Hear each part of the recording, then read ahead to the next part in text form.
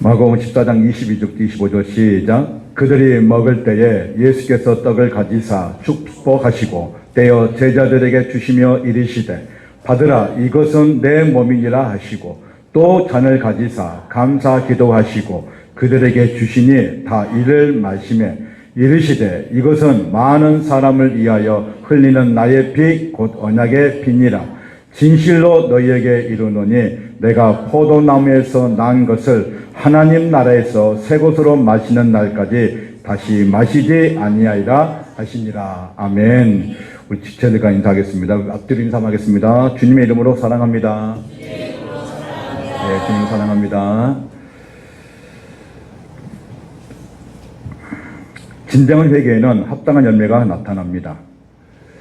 베드로의 설교를 듣고 회개한 초대교회 성도들은 당시 이교도들과 전혀 다른 삶을 살았습니다. 이교도들은 성적으로 문란한 삶을 살았는데 초대교회 성도들은 성적으로 순결한 삶을 살았습니다. 이교도들은 가난한 자들을 억압하고 무시했는데 초대교회 성도들은 가난한 자들을 돌보고 섬겼습니다. 초대교회 역사를 연구했던 알렌 크라이더라는 박사가 이렇게 말합니다. 초대교회 성도들은 당시 이교도들과 전혀 다른 가치관을 가지고 살았기 때문에 진문학한 자들이라고 배칭을 얻었으며 세상의 가치관으로는 도저히 이해할 수 없는 행동을 하는 것이라고 말하면서 그들이 진정한 회개의 열매라고 말합니다. 웨스트민스터 신앙 고백을 보면 회개를 죄에 대해서 아파하며 증오하고 모든 죄로부터 돌이켜 하나님께로 돌아오는 것이라고 정의를 내립니다. 회개의 시작은 죄를 죄로 인식하는 것이며 그 완성은 악한 길을 떠나는 것입니다. 이런 면에서 회개는 추상적인 개념이 아니라 구체적인 동작이라는 것입니다. 회개는 단지 내가 지은 죄를 후회하고 슬퍼하는 감정을 떠나서 진정한 회개는 사망으로 향하는 죄의 길로부터 돌이켜서 예수 그리스도를 향해서 나가는 반향 전환을 회개라는 것입니다. 그래서 회개의 메시지가 선포될 때는 주님을 향해서 돌아오라는 명령이 바로 회개이고 핵심이라는 것입니다. 예수님께서는 십자가에 달리시기 전날 밤에 제자들과 함께 유월절 최후 만찬을 나눕니다. 예수님께서는 최후 만찬을 제자들에게 준비시킨 자리에서 자신이 12제자 중 한 사람에게 팔릴 것을 예언하십니다. 그리고 유월절 만찬을 이제 새로의 성만찬의 법으로 제정하십니다. 예수님께서 성찬을 베푸실 때에 먼저 떡을 가지시고 축사하신 후에 떡을 떼어 제자들에게 나눠주면서 이렇게 말씀하십니다. 14장 22절 시작. 예수께서 떡을 가지사 축복하시고 떼어 제자들에게 주시며 이르시되 받으라 이것은 내 몸이니라 하시고 그랬습니다. 또 잔을 가지시고 하나님께 감사 기도를 드리신 후에 제자들에게 마시게 할 때 또 이렇게 말씀하십니다. 23절 24절입니다. 시작. 또 잔을 가지사 감사 기도하시고 그들에게 주시니 다 이를 마시매 이르시되 이것은 많은 사람을 위하여 흘리는 나의 피 곧 언약의 피니라. 아멘. 주님께서 성찬을 베푸실 때에 주님의 살과 피를 먹고 마시는 것이 얼마나 중요한지를 이 제자들에게 가르쳐주고 있습니다. 그렇다면 오늘 우리는 성찬과 세례를 베푸기 전에 예수님의 십자가의 의미를 아는 것이 너무나 중요합니다. 신자는 예수 그리스도의 십자가와 그 부활에 대해서 알지 못하면 우리가 지금 행하는 이 예식에 성례식에서 진정한 의미를 알지 못한 채 끝나버리는 경우가 많다는 것입니다. 예수님께서 이것은 많은 사람을 위하여 흘리는 나의 피, 곧 언약의 피라고 말씀하십니다. 예수님의 죽음의 영향이 일부 사람들에게 제한된 것이 아니라 예수 그리스도를 믿는 모든 사람들에게 주어지는 보편적인 것과 특별하게 주어졌다는 것입니다.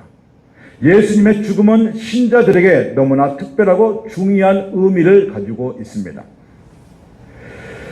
예수 그리스도께서 흘리신 피는 예수님의 피가 구약 시대에는 짐승의 제물의 피를 통하여 속죄가 이루어졌습니다. 그러나 예수님께서 오셔서 이제는 구약의 희생 제물의 피는 의미가 없습니다. 오직 예수님이 흘리신 피로 속죄의 언약이 이루어졌기 때문에 그 피를 언약의 피라고 말씀합니다. 이 언약은 옛 언약은 폐하고 새 언약으로 오셔서 성취되었다는 것입니다. 예수 그리스도의 죽음은 단번에 인류의 모든 죄를 상하는 완성된 효력을 가지고 있다는 것입니다. 그래서 예수 그리스도만이 인간의 죄를 사할 수 있고 그분으로만 구원의 문제와 영생의 문제를 해결받을 수 있다는 것입니다. 여기서 우리는 예수님의 십자가가 주는 의미를 반드시 알아야 합니다. 십자가가 주는 그 첫 번째 의미가 무엇이냐? 십자가는 고난의 상징이라는 것입니다. 예수님께서 십자가에 달려 돌아가신 고난의 상징이 준 것은 이 땅에 오신 예수 그리스도 인간의 죄악된 저주를 끊고 십자가의 고난과 고통을 담당하셨다는 것입니다. 그래서 이사야 53장 4절 5절에 이렇게 고백을 합니다. 같이 읽겠습니다. 그는 실로 우리의 질고를 지고 우리의 슬픔을 당하였거늘 우리는 생각하기를 그는 징벌을 받아 하나님께 맞으며 고난을 당한다 하였노라. 그가 찔림은 우리의 허물 때문이요 그가 상함은 우리의 죄악 때문이라. 그가 징계를 받음으로 우리는 평안을 누리고 그가 채찍에 맞음으로 우리는 나음을 받았도다. 아멘.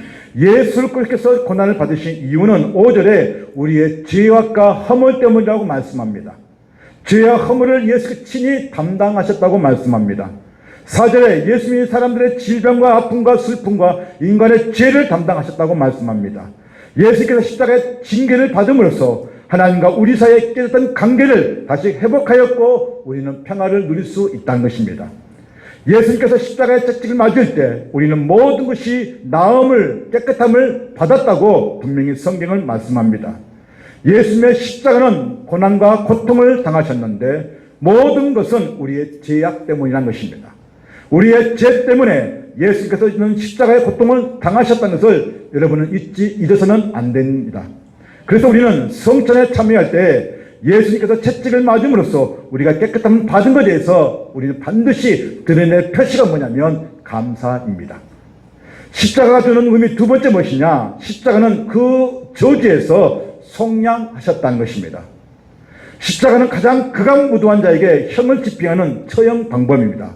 가장 저주받은 처형 방법이 바로 십자가입니다. 신명기 21장 22절 23절 이렇게 말씀합니다. 시작. 사람이 만일 죽을 죄를 범함으로 내가 그를 죽여 나무 위에 달거든 그 시체를 나무 위에 밤새도록 두지 말고 그날에 장사하여 내 하나님 여호와께서 내게 기업으로 주시는 땅을 더럽히지 말라. 나무에 달린 자는 하나님께 저주를 받았습니다. 아멘.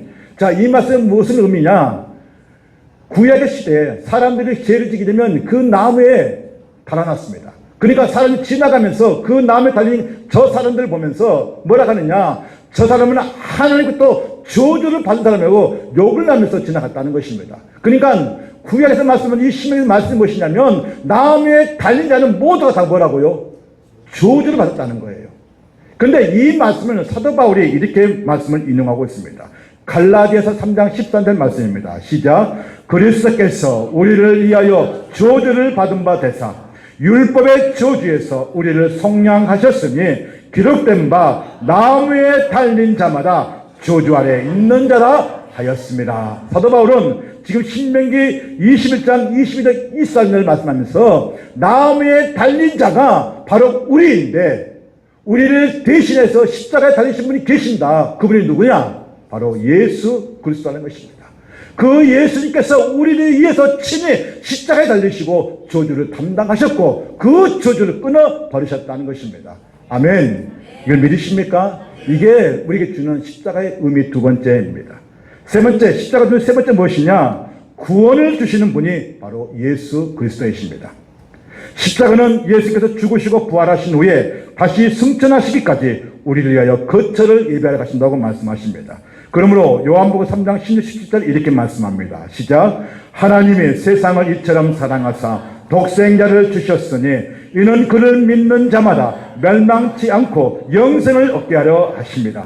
하나님이 그 아들을 세상에 보내신 것은 세상을 심판하심이 아니요 그로 말미암아 세상이 구원을 받게 하려 하심이라. 아멘. 하나님께서 독생자의 아들 예수 그리스도를 이 땅에 보내신 것은 우리를 심판의 목적이 아니라 예수 그리스도를 믿고 누구든지 예수를 믿는 자들에게는 구원을 주시기 위해서 예수께서 이 땅에 오셨음을 분명히 말씀을 하고 있습니다.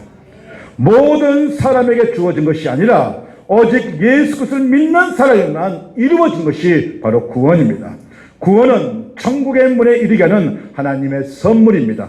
이 귀한 선물은 모든 사람들이 지금 예면하고 버리고 있다는 것입니다. 그리고 결국 그들은 심판을 받게 되는데 그것은 죽음 이후에 있는 둘째 사망, 곧 지옥이라는 것입니다. 그래서 우리는 반드시 이 구원을 이루기 위해서는 회개를 통한 거듭남이 있어야 됩니다. 거듭나지 않고는 예수께서 분명히 말씀하셨습니다. 너희가 거듭나지 않고는 하나님에 들어갈 수 없고 하나님을 볼 수가 없다라고 분명히 말씀합니다. 그러니까 진정한 회심, 진정한 회개, 우리가 천국에 이룰 수 있는 것은 반드시 우리는 성령으로, 물과 성령으로 반드시 뭐냐면 거듭나야 하는 것입니다.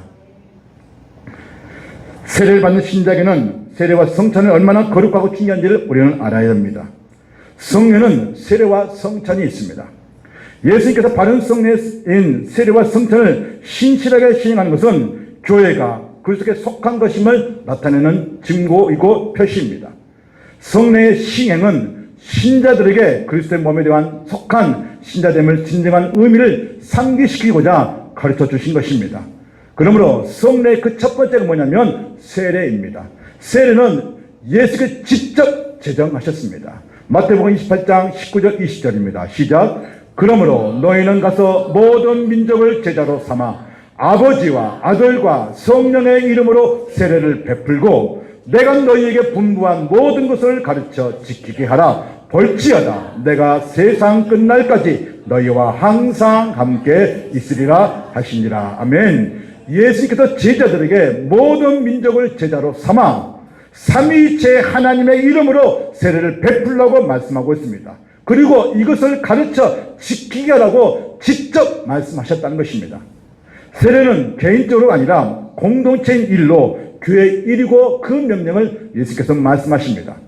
사도행전 2장에서 베드로는 이 공적인 명령을 따라 모든 유대인들에게 예수를 믿고 난 자들에게는 회개의 세례를 베풀었다는 것입니다. 그러므로 세례와 성찬은 분리될 수 없습니다. 성례는 주님이 교회에 대하여 하나님께 대한 경배하는 가운데 공적으로 시행하도록 거룩하신 명령이 바로 무엇이냐? 세례입니다. 세례가 무엇인지 우리는 바르게 알아야 합니다. 세례의 1차적인 의미는 물입니다. 구약에서 물과 피는 부정한 죄를 씻는 의미가 있습니다. 세례 요한은 세례를 베풀며 물과 피가 부정한 죄를 씻는다는 그 구약적 의미를 다시 새롭게 우리에게 가르쳐주고 있습니다. 물로 세례를 주며 자신은 제사함을 받게 하는 회개의 세례를 전파한다고 분명히 말하고 있습니다. 그러면 마가복음 1장 4절에 세례 요한이 강에 이르러 제사함을 받게 하는 회개의 세례를 전파하니라 했습니다. 그러니까 세례 요한이 전하는 세례는 회개의 세례입니다. 세례 요한이 전한 회개의 세례는 의미가 두 가지가 있습니다. 그 첫 번째 뭐냐? 장차 임할 진노를 피하게 하는 것이고 두 번째는 주님의 오심을 우리가 준비하는 것입니다. 누가복음 3장 7절, 마태복음 3장 2절 같이 읽겠습니다. 시작. 요한이 세례를 받으러 나오는 무리에게 이르되 독사의 자식들아 누가 너희에게 일러 장차 올 진노를 피하라 하더냐. 마태복음 3장 2절 회개하라 천국이 가까웠느니라 하였으니. 아멘. 여기서 두 가지 장차 임할 진노를 피하는 것과 주님이 다시 오실 것을 준비하는 것이 진정한 세례의 기초적인 의미입니다. 다시 한번 강조합니다.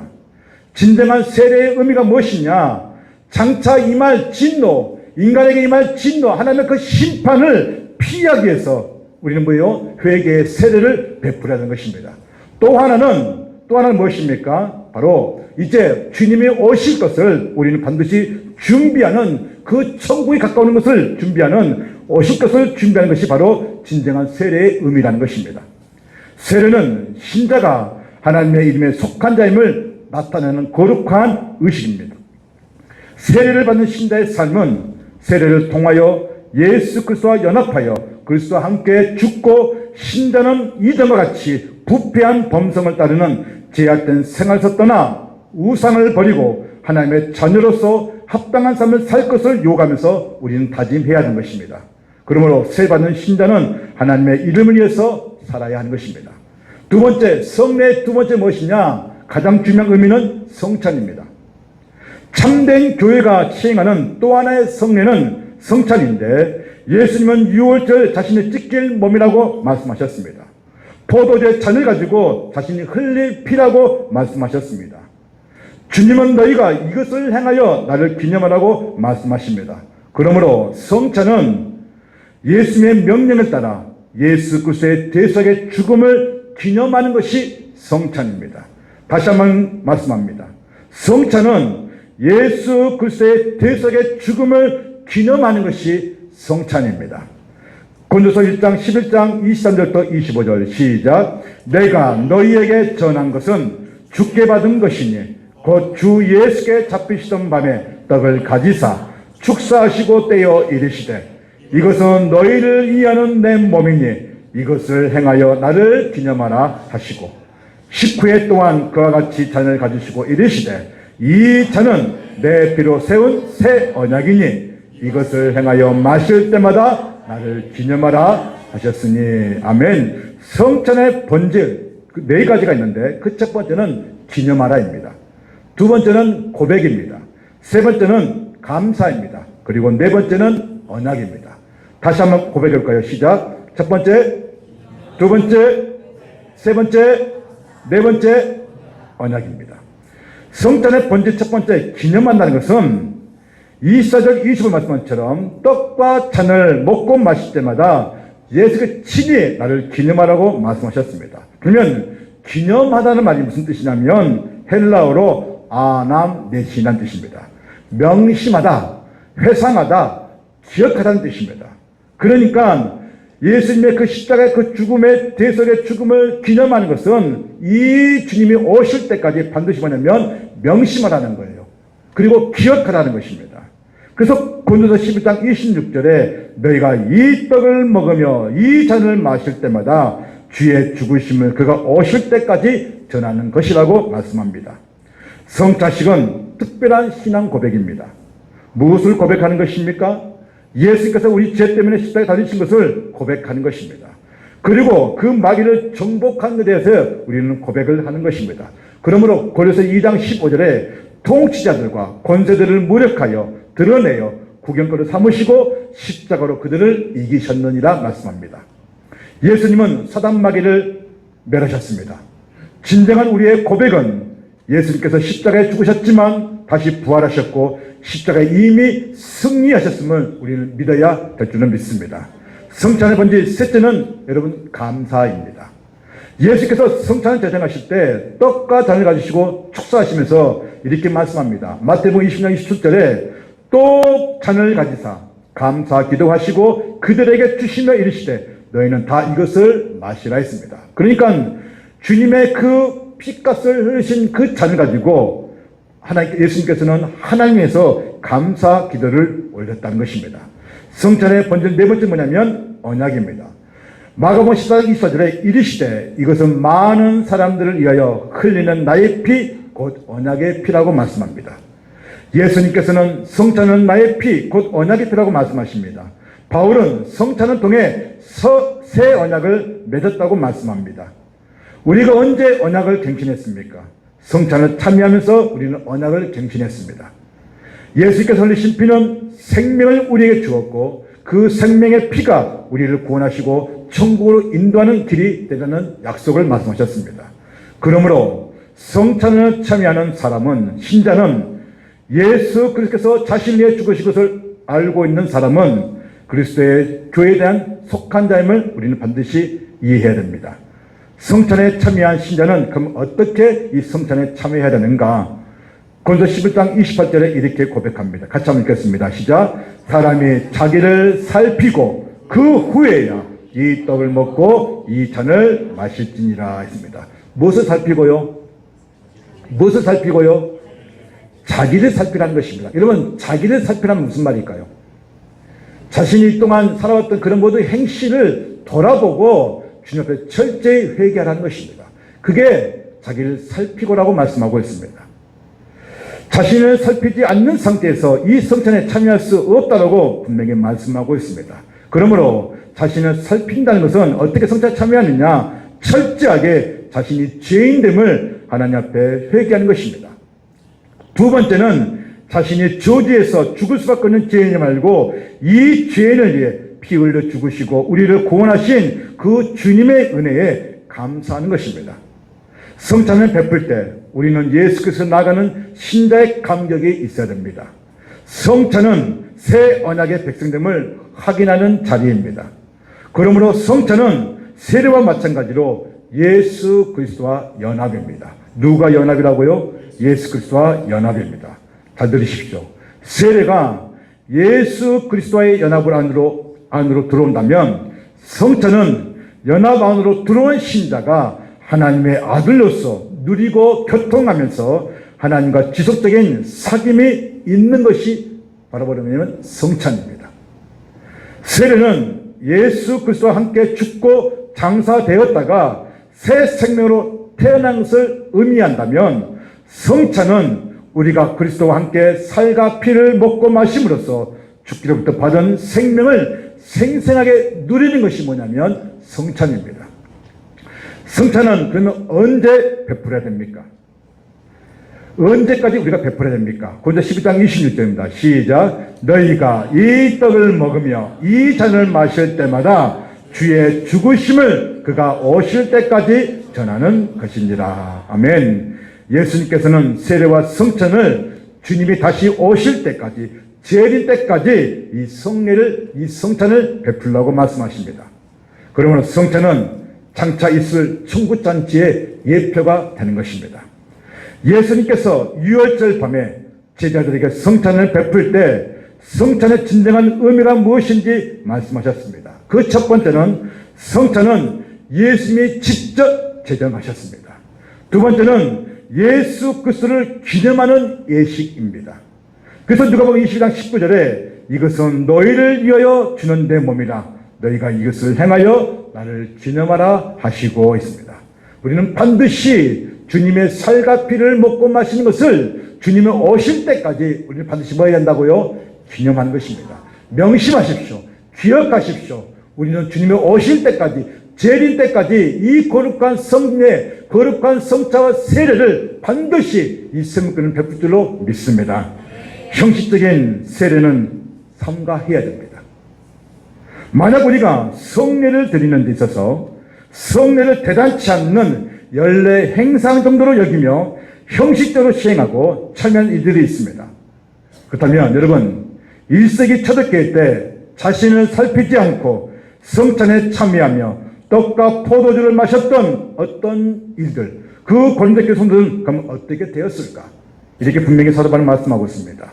고린도 11장 28절, 29절, 30절입니다. 시작. 사람이 자기를 살피고 그 후에야 이 떡을 먹고 이 잔을 마실지니 주의 몸을 분별하지 못하고 먹고 마시는 자는 자기의 죄를 먹고 마시는 것입니다. 그러므로 너희 중에 약한 자와 병든 자가 많고 잠자는 자도 적지 아니하니. 자 보세요. 고린도 교회에 이 성찬을 베푸는 데서 사도 바울이 뭐라고 했느냐? 자기를 살피지 않고 이 성찬의 이 중요한 이 예식, 거룩한 예식을 무시하고 이 성찬에 참여했던 자들이 어떤 일이 벌어졌느냐? 병든 사람이 많았다는 거예요. 그리고 심지어는 잠잔 자로 했는데 이 잠잔 자가 무엇이냐? 죽었다는 거예요. 그러니까 성찬 예식을 잘못 들음으로 인해서 심지어는 죽은 사람까지 있었다는 거예요.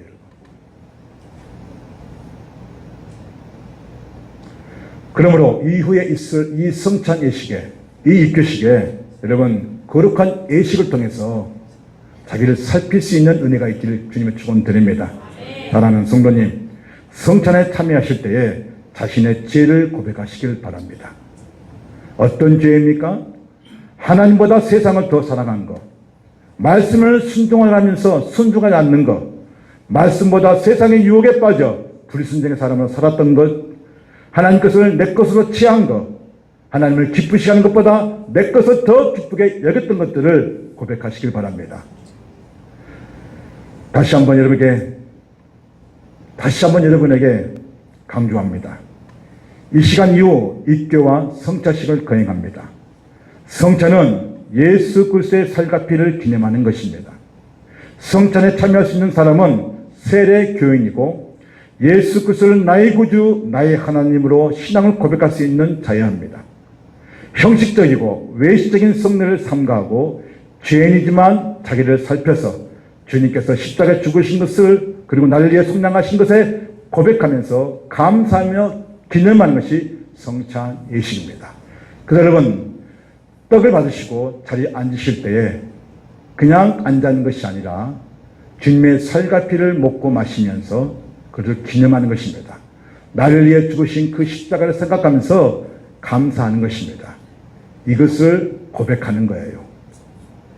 주님의 살과 피를 먹고 마시는 모든 세례교인들에게 나를 위해 죽으신 그 십자가를 생각하면서 나를 구원해 주신 그 은혜에 뭘 하라고요? 감사하라고요. 그래서 회개와 감사가 같이 가야 됩니다. 여러분, 성찬을 배울 때 무엇과 무엇이 같이 가야 한다고요? 회개와 감사합니다. 우리 모두가 주님이 오실 때까지 기념하는 거룩한 애식이 되시기를 주님으로 축원합니다. 기도하겠습니다.